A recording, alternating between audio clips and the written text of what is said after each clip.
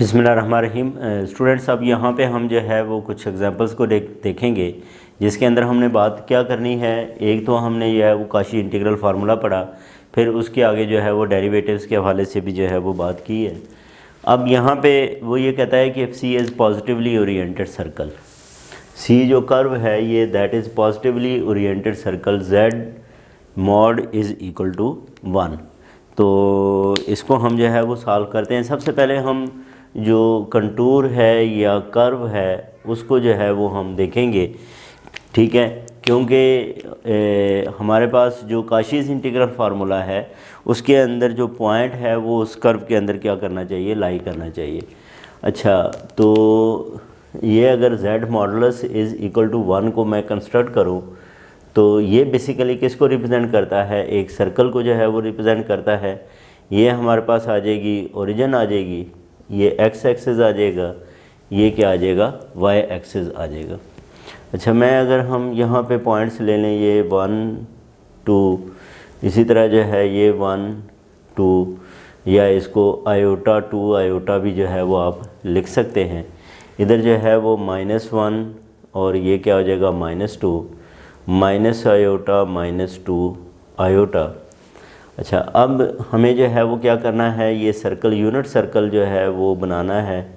तो ये स्टूडेंट्स हमारे पास क्या होगा, यूनिट सर्कल होगा, ठीक है, माइनस आयोटा और ये -2 आयोटा, ये यूनिट सर्कल है। अब अगर मैं इसको जो है वो देखूं, हमारे पास जो है वो काशीज़ इंटीग्रल फार्मूला क्या था। काशीज़ इंटीग्रल फार्मूला ये था कि C f of z over z minus z not d z is equal to 2 pi iota f of z not, ठीक है। और ये जो जेड नॉट है ये कहाँ पे लाई करता है, ये जो भी कंटूर सी दिया गया है उसके अंदर जो है वो जेड नॉट जो है वो लाई करता है, ठीक है जी। तो अब इसमें भी अगर आप ये देखें तो हमारे पास जो फॉर्म दी गई है स्टूडेंट्स वो क्या है, C e raise to power 2z over z raise to power 4 है। अच्छा, अब इसमें ये देखें ये पावर 4 है, तो पावर 4 के हवाले से हमारे पास जो फार्मूला है वो डेरिवेटिव्स के हवाले से वो किसके इक्वल है, C f of z over z minus z not raise to power n+1 d z is equal to 2 pi iota. और यहाँ पे n+1 है तो इसका ये क्या होगा, एफ n जेड नॉट, यानी कि n मीन्स यहाँ पे nth ऑर्डर डेरिवेटिव है। यहाँ पे कौन सा ऑर्डर डेरिवेटिव है, nth ऑर्डर जो है वो डेरिवेटिव है। तो 2 पाई आयोटा और एफ एन जेड नॉट ये हमारे पास जो है वो आएगा। तो इसको इसके मुताबिक अगर हम लिखें स्टूडेंट्स तो ये क्या लिखा जाएगा, C e raise to power 2z over z minus 0 raise to power 3+1 into d z. इसका मतलब ये अब यहाँ पे हमारे पास n की वैल्यू क्या आई है, n की वैल्यू जो है वो इधर 3 है। इसका मतलब थर्ड ऑर्डर जो है वो डेरिवेटिव बनेगा, तो ये बनेगा 2 पाई आयोटा और d3 ओवर डी जेड 3 किसका, e raise to power 2z का। और इसमें हमने जो वैल्यू लेनी है वो किसके इक्वल आएगी, z इज़ इक्वल टू, हमारे पास वैल्यू ये 0 है, z नॉट इस वक्त क्या है, 0 है, तो z इज़ इक्वल टू 0। अच्छा, अब हम इसका थर्ड ऑर्डर डेरिवेटिव जो है वो फाइंड करें तो ये देखें, थर्ड ऑर्डर डेरिवेटिव्स फाइंड करने हैं। e raise to power 2z का फर्स्ट ऑर्डर डेरिवेटिव लें तो ये e raise to power 2z into 2 आ जाएगा, e raise to power 2z into 2 आ जाएगा। अगर मैं इसका जो है वो फिर डेरिवेटिव लूँ d2 over d z square e raise to power 2z, तो एक डेरिवेटिव ये पहले था, इसका फिर डेरिवेटिव लें तो ये 4e rays to power 2z बनेगा।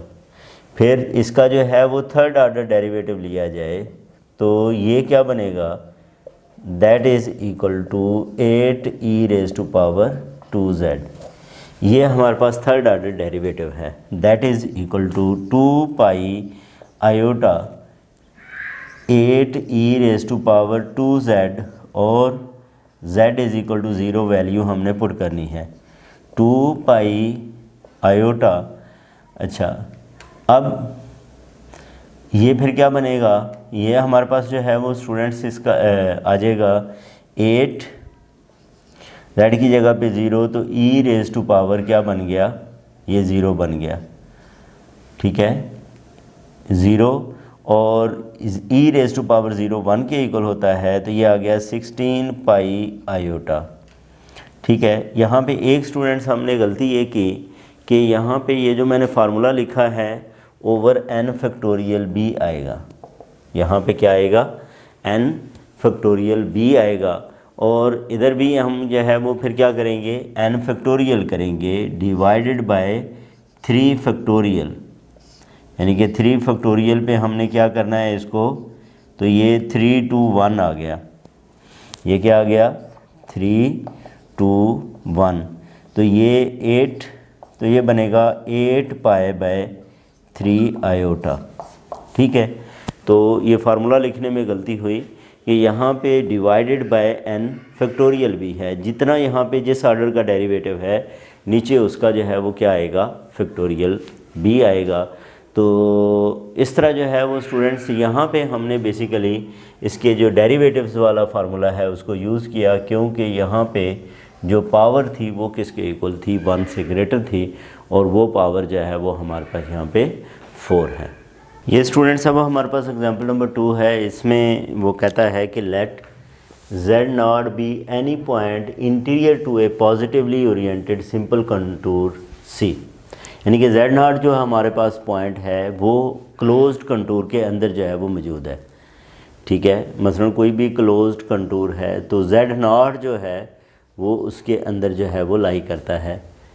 देन हमें पहला ये प्रूव करना है। अब यहाँ पे देखें, हम काशी इंटीग्रल फार्मूले को जो है वो यूज़ करें, C1 over z minus z not dz, तो इसमें f ऑफ z हमारे पास क्या बनता है, f of z that is equal to 1, ये क्या बनता है 1 बनता है। तो अब यहाँ पे ये क्या आ जाएगा 2 पाई आयोटा, और हमने क्या करनी है, इस फंक्शन की वैल्यू फाइंड करनी है z is equal to z not के ऊपर, क्योंकि हमारे पास जो फंक्शन है वो क्या है, वो 1 के इक्वल गिवन है। अब ये क्योंकि कांस्टेंट फंक्शन है, इसमें f ऑफ z नॉट करें, जो भी वैल्यू पुट करें वो क्या आएगा, वो 1 ही आएगा। तो इसका मतलब ये इसका आंसर जो है वो क्या आ गया, 2 पाई आयोटा ही आ गया, क्योंकि z की जगह पे हम वैल्यू पुट करें, इधर z है ही नहीं तो वो 1 ही रहेगा।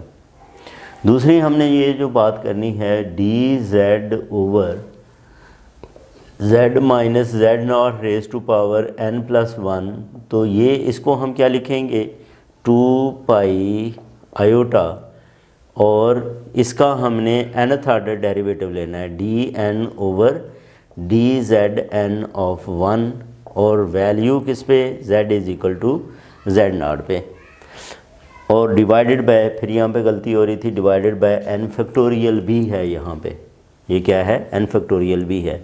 अच्छा, यहाँ पे देखें, इसका फर्स्ट ऑर्डर हम डेरिवेटिव लें तो वही 0 आ जाता है, उसके फिर जितने भी ऑर्डर डेरिवेटिव लेंगे तो वो 0 ही आएंगे। 2 pi iota over n factorial 0, तो ये किसके इक्वल आ गया, 0 के। इसका मतलब जब हमारे पास n 1 2 3 या एंड सो ऑन ये वैल्यूज़ हों तो इसकी वैल्यू किसके इक्वल होती है, 0 के इक्वल होती है। ये हमारे पास 2 एग्जांपल्स थी। इसके बाद स्टूडेंट्स हम एक्सरसाइज के क्वेश्चंस को जो है वो सॉल्व करते हैं। अपना ख्याल रखें। अल्लाह हाफिज़।